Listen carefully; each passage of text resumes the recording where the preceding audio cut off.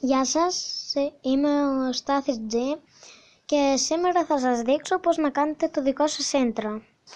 Καταρχήν πρέπει να κατεβάσετε την εφαρμογή Legend με την οποία θα κάνετε το intro σας. Εγώ την έχω ήδη κατεβασμένη και εδώ γράφετε το όνομά σας. Εγώ θα βάλω Στάθης G. Μισό λεπτό, συγγνώμη για την καθυστέρηση.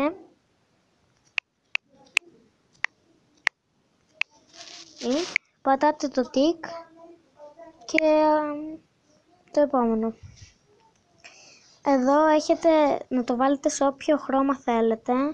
Εγώ το προτιμώ σε άσπρο, το πρώτο δηλαδή. Και εδώ έχει διάφορα intro για να βάλετε. Εγώ προσωπικά προτιμώ το in, το οποίο το έχω.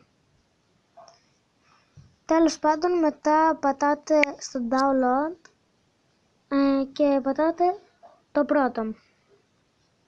Αφού σας αποθηκευτεί, αφού κάνετε το βίντεο, μπορείτε να το βάλετε.